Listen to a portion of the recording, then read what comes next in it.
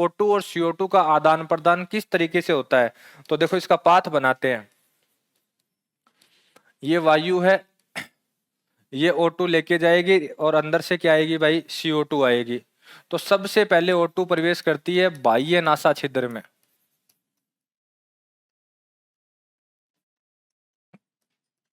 बाह्य नासा छिद्र से होती हुई वो आती है नासा गुहा में, और नासा गुहा में वायु का मुकाबला होता है अपने नास में उपस्थित बालों से और म्यूकस की परत से। मैं साथ में क्रियाविधि समझाता जा रहा हूं, सुनता रहना। वायु है, एक बार ये मानो कि O2 शरीर में प्रवेश कर रही है, तो सबसे पहले प्रवेश कहां से करेगी, बाह्य नासा छिद्र। ठीक है, बाह्य नासा छिद्र के बाद में आती है नासा गुहा। ठीक है, ये नासा गुहा में अपने जो बाल उपस्थित हैं, ये बाल और जो म्यूकस की परत है, ये बहुत काम की चीज है। ये क्या करते हैं, बाल तो जितने भी धूल के कण हैं मोटे मोटे, उनको रोक लेंगे। ठीक है, और जो डस्ट है वो म्यूकस में जमा हो जाएगी। ठीक, इसके अलावा क्या काम है इनका, इसके अलावा देखो बाहर का टेम्परेचर कैसा है वो अपने को थोड़ी पता है भाई। शरीर को तो टेम्परेचर 37 डिग्री फिक्स है शरीर का, तो चाहे गर्मी हो चाहे सर्दी हो, अपना टेम्परेचर कितना है, 37 डिग्री सेंटीग्रेड। अब सर्दियां आ गई, सर्दियां आ गई तो पता चला वायु ठंडी है, ठंडी है तो पता चला temperature 20 degree 22 degree 18 degree 17 degree है। ठीक है, अपनी बॉडी के अनुकूल नहीं है, तो बॉडी के अनुकूल उसको करने का काम है म्यूकस का। जो म्यूकस की परत अपनी नासा गुहा में उपस्थित है, वो सबसे पहले क्या करेगी, बॉडी के अनुकूल उस टेम्परेचर को करेगी जो आपने वायु ग्रहण कर रहे हैं। तो इनके दो काम हो गए, नासा गुहा में जो बाल उपस्थित है वो धूल के कणों को रोकते हैं, तथा म्यूकस की परत के द्वारा उसका तापमान बॉडी के क्या किया जाता है, अनुकूल किया जाता है। इसके बाद में जो नासा गुहा से आपकी वायु आगे बढ़ती है, तो फिर आता है आगे आंतरिक नासा छिद्र।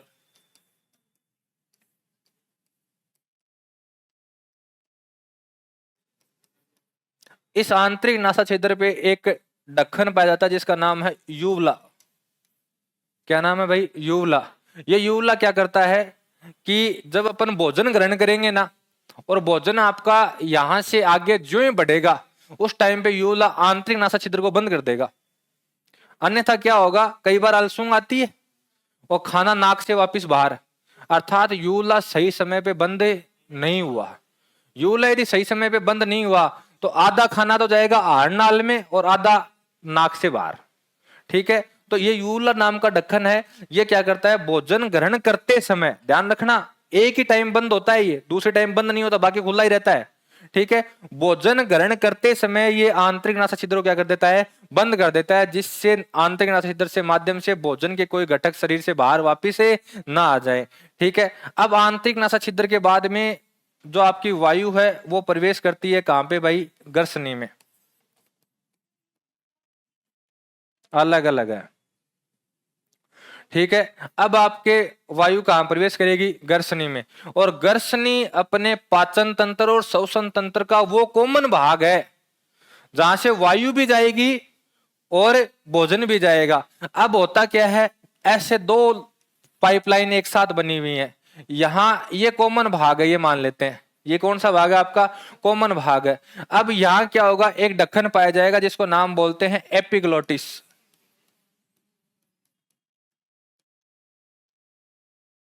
ये एपिग्लोटिस क्या करेगा, जब अपन भोजन ग्रहण करेंगे तो श्वास नलिका को बंद कर देगा। क्या कर देगा, श्वास नलिका को बंद कर देगा। और जब अपन श्वास लेंगे तब किसको बंद कर देगा, एलिमेंट्री कैनाल, आहार नाल को बंद कर देगा। ठीक है, तो इस गर्सनी में उपस्थित दो श्वास नलिका, आहार नलिका, दोनों को बैलेंस करने के लिए एक ढक्कन पाया जाता है जिसका नाम क्या है, एपिग्लोटिस, जो श्वास लेते समय आहार नाल को बंद कर देता है तथा भोजन ग्रहण करते समय किसको बंद कर देता है, श्वास नलिका को बंद कर देता है। अब जो ही आपकी श्वास नलिका खुली, आहार नाल बंद हुई, तो गर्सनी से आपके जो आगे जो गैस है वो बढ़ी, और जो ही वायु आगे बढ़ी तो आगे आता है लेरिंग्स। ठीक है, इस लेरिंग्स में ही कंपन उत्पन्न होते हैं और यहां पाए जाते हैं स्वर-रज्जु, वोकल कॉर्ड।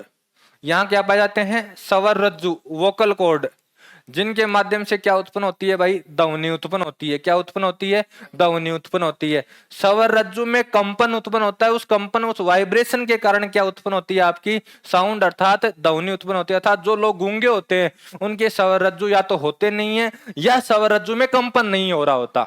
यदि स्वरज्जु में कंपन नहीं हो रहा होता है ना, तो होता क्या है, उस व्यक्ति के ऑपरेशन के माध्यम से उन स्वरज्जु को सही किया जा सकता है। लेकिन यदि स्वरज्जु उपस्थित ही नहीं है तो फिर अपन कुछ भी नहीं कर सकते।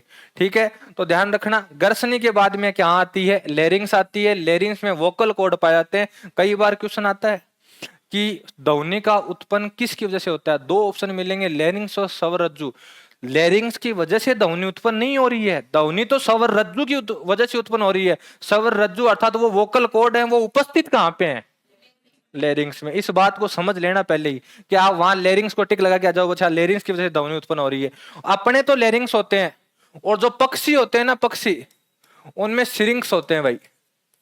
पक्षियों में क्या होते हैं, सिरिंग्स होते हैं। ठीक है, गाय भैंस सब में लेरिंग्स होते हैं, पक्षियों को छोड़कर। पक्षियों में क्या पाए जाते हैं, सिरिंग्स पाए जाते हैं। ठीक है, अब जो ही आपकी लेरिंग्स हैं, इन लेरिंग्स से आगे वायु बढ़ी तो आगे जो वायु बढ़ेगी वो जाएगी ट्रेकिया में। कहां जाएगी भाई, ट्रेकिया में। ये ट्रेकिया आपको यहां दिख रही है। ठीक है, इस ट्रेकिया को आप जब महसूस करेंगे तो आपको ऐसे लगेगा जैसे इस पे है ना रिंग है, छोटी छोटी रिंगे हैं, वो है सी आकार के छल्ले। वो क्या है आपके, सी आकार के छल्ले, और वो बने हुए हैं उपास्थि के, कार्टिलेज के। दो टाइप की हड्डियां होती हैं भाई, एक अस्थि होती है, एक उपास्थि होती है। अस्थि और उपास्थि, बोन एंड कार्टिलेज हैं दोनों हड्डी, लेकिन दोनों में थोड़ा सा फर्क है। हड्डी है, ये भी हड्डी है आपके हाथ वाली।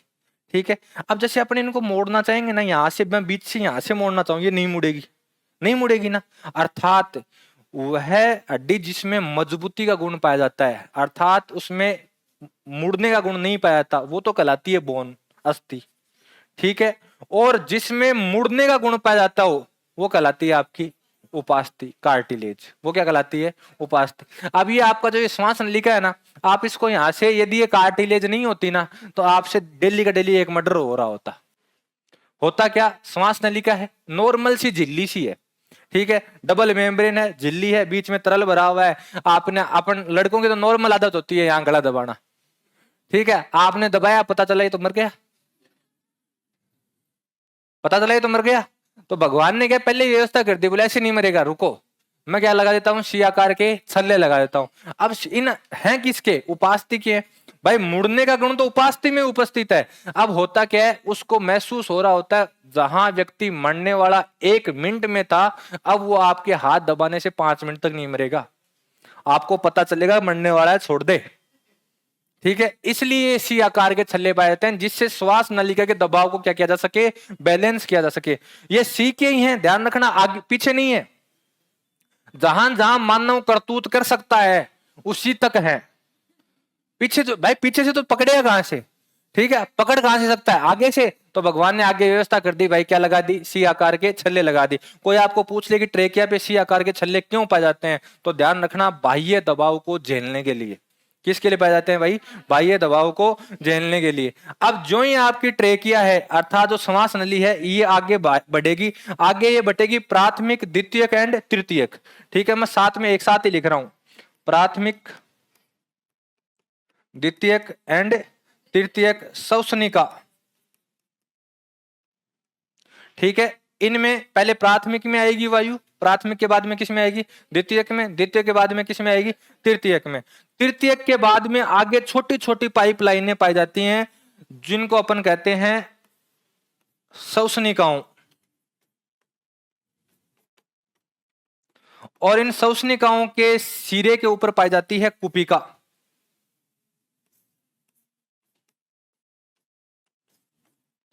श्वसनिकाओं के सिरे पे क्या पाई जाती है, कुपिका। आप वायु को लेके आए थे बाह्य नासा छिद्र से, इस पाथ से होती होती ये कहां तक आ गई, अब कुपिका का आ गई, और ये कुपिका से CO2 शुरू होगी, और इसी पाथ को फॉलो करते हुए वापस कहां तक चली जाएगी, वायुमंडल, अर्थात यहाँ वातावरण मान सकते हो आप, यहां तक वापस क्या जाएगी आपकी। तो आपको कोई वायु का पाथ पूछ ले कि वायु कहां से कैसे जाती है, या O2 और CO2 का किसके माध्यम से होता है, तो सबसे पहले O2 प्रवेश करती है बाह्य नासा छिद्र में, वहां से आती है नासा गुहा में, नासा गुहा के बाद में आती है आंतरिक नासा छिद्र में, वहां से आती है गर्सनी में।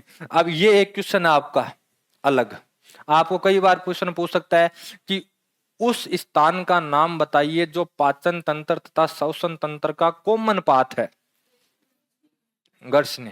ठीक है, यहां से अगला क्वेश्चन बना सकता है कि श्वसन तंत्र तथा पाचन तंत्र का कॉमन भाग घर्षण ही है, इसको बैलेंस करने के लिए या इसको कंट्रोल करने के लिए ढक्कन का नाम क्या है भाई? एपिग्लोटिस। और आंतरिक नासा छिद्र पे क्या पाया जाता है? यूला। ठीक है, इसके बाद में आई लैरिंक्स। लैरिंक्स में क्या पाए जाते हैं? वोकल कॉर्ड, स्वर रज्जु पाए जाते हैं जिनमें कंपन उत्पन्न होता है और वाइब्रेशन के माध्यम से क्या उत्पन्न होती है? साउंड उत्पन्न होती है। पक्षियों में क्या पाए जाते हैं? यहाँ सिरिंक्स पाए जाते हैं। लैरिंक्स से आगे हवा कहाँ आई? आपकी ट्रेकिया। ट्रेकिया पे क्या पाए जाते हैं? सी आकार के छल्ले पाए जाते हैं। ठीक है, ये किसके बने हुए हैं? उपास्थि के। किसके बने हुए हैं? उपास्थि के। और काम क्या है इनका? इस श्वास नलिका पे लगने वाले दबाव को बैलेंस करना। इसके बाद में कहा गए? प्राथमिक से द्वितीयक, द्वितीयक से तृतीयक। तृतीयक श्वसनिका के आगे क्या पाई जाती हैं? श्वसनिकाओं पाई जाती हैं, छोटी छोटी लाइनें पाई जाती हैं, पाइप लाइनें पाई जाती हैं। और उनके आगे क्या होती हैं? आपकी कूपिकाएं होती हैं। और ये कूपिकाएं होती हैं एक में 20 लाख। एक फेफड़े में कितनी होती हैं? 20 लाख। तो दोनों में कितनी होगी? 40 लाख। ठीक है, और ये कूपिकाएं होती हैं, ये ऐसे मुट्ठी के आकार की होती हैं।